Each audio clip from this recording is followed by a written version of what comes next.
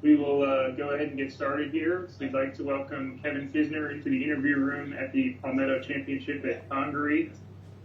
Kevin, just to start, can we get a little background on your familiarity with this golf course? Yeah, for sure. I live about an hour and a half away. I've been fortunate enough to be asked to be an ambassador here at Congaree, and it's a fantastic place to come and practice and work on my game. For me, they have an awesome practice facility, and the golf course is top notch. The hospitality and the way their service that they provide to all ambassadors and the PGA Tour has been top notch. So I think we're all fortunate to be here. In terms of the competition, we've heard a lot of people say that this is going to play different than maybe what you guys see week in and week out on tour. Could you elaborate on that a little bit if you agree with that? Well, yeah, I think the golf course is designed to play firm and fast. Unfortunately, we've had a lot of rain, which is common in the South in June. They're hoping to miss these storms today and tomorrow, and the golf course continue to firm up, and you'll see a variety of shots from around the greens with no rough and runoffs into collection areas. Guys can putt it, chip it, or use bump and runs, kind of like you see link style in Scotland or England. So I'm looking forward to seeing how guys attack it. And last question for me before we open it up to media that we have on the line. 3 wins for you, Kevin, on the PGA Tour, including one in nearby Sea Island, Georgia. But what would a win in your home state of South Carolina mean to you? Oh, that'd be awesome. I always wanted to be the first one to win Harbortown, and Wesley Bryan snuck in there and got me on that one. So we got another chance this week, and I'm looking forward to the opportunity to have a chance to win. All right, we will open up the media that we have on the line. We'll start with Stephen Maglio, USA Today. Go ahead, Steve. Hello, kids. Hey, buddy. What do you like about this golf course? You said you're looking forward to how people attack it. How will you attack it?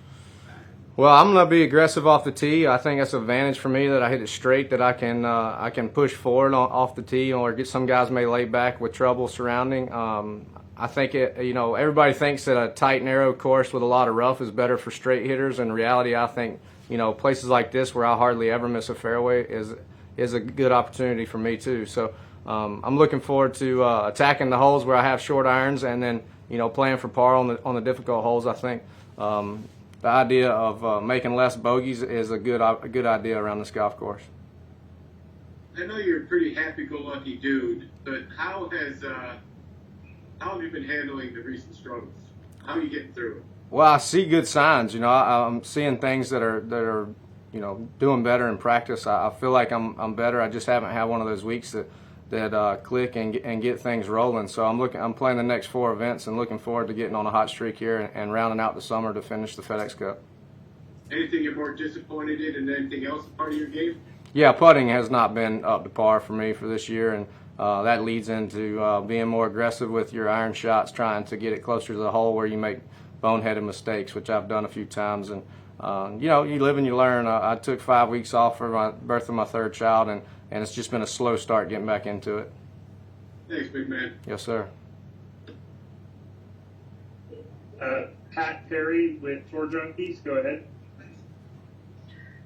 What's up, kids? Hey, Pete. Hey, listen, when you look at this scorecard, it looks like a pretty long course out there, playing almost 7,700 yards. Do you think it's going to play that long this week? And then also, what do you think is sort of the major defense of this golf course?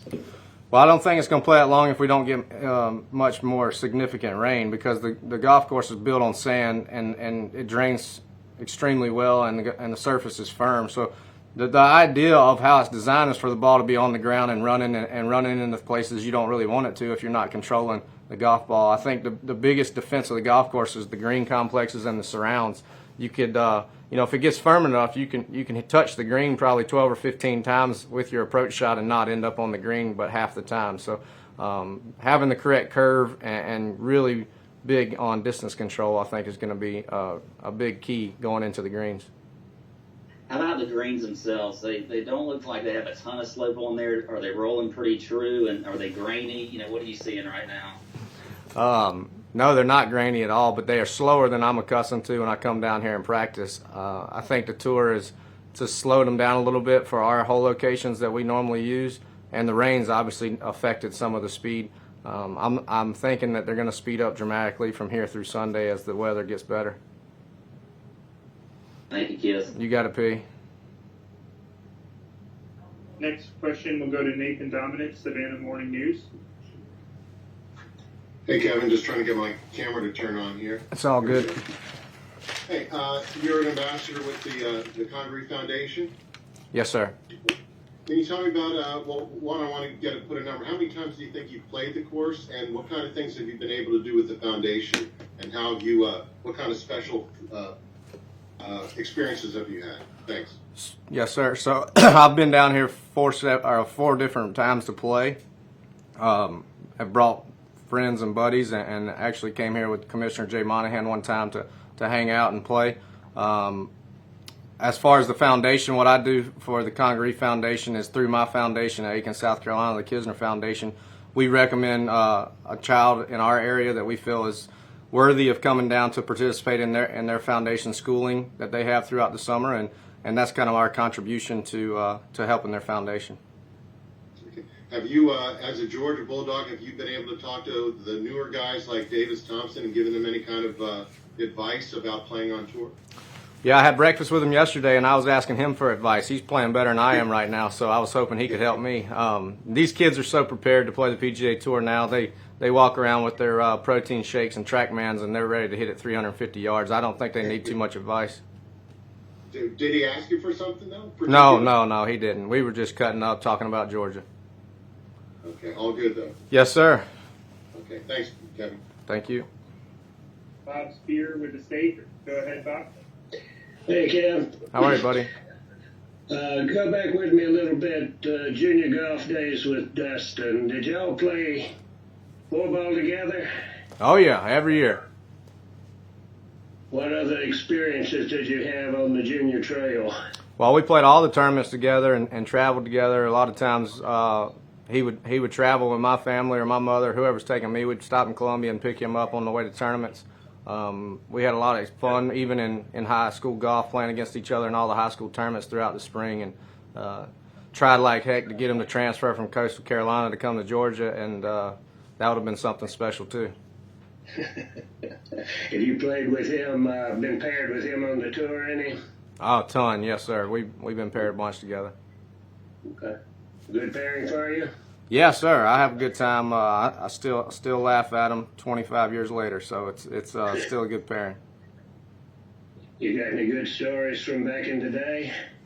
Oh yeah, I've told the story about me beating him on the last hole many times, so I'm sure you can find that one pretty easy. Okay, the one out of the woods? Yes, sir. Okay. Thank you. Yes, sir. All right, we'll go back to Pat Perry, Georgia Junkies. All right, kids. A couple quick hitters for you. What do you think the winning score might be this week? 15-18. Okay. All right. I got one more hard hitter for you. Hard hitter. Team hitter. Brooksy, or are you Team Bryson? I hadn't decided, but I sure would like to see him get on there and do a little pay-per-view and quit all the BS social media stuff. Appreciate it, kids. Yes, sir. All right, Kevin, those are all the questions we have. Best of luck this week, and thanks for your time. All right, Jack. See you. All right, if you don't mind hanging out. Two quick fan questions that'll be already pre-submitted, and then you just answer right into the camera. Yeah, answer into the camera, and if you could repeat the person's name. David is this first one. What do you do with all your old golf equipment that the manufacturers give you when you get new stuff? Hey, David. When I get rid of some of the clubs I get from manufacturers, I either give them to buddies or give them to the First Tee in Aiken and get them to cut them down for the kids, or sell them on eBay. No, I'm just kidding.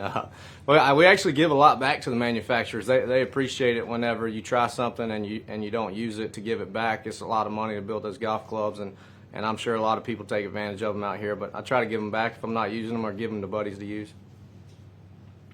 And this is from Nikki. If you could caddy for any player on the LPGA, who would it be? Hey, Nikki, if I could caddy for whoever's on the LPGA, I would caddy for whoever's #1 in the world, because they're going to make the most money, and I like money. Don't even know who that is.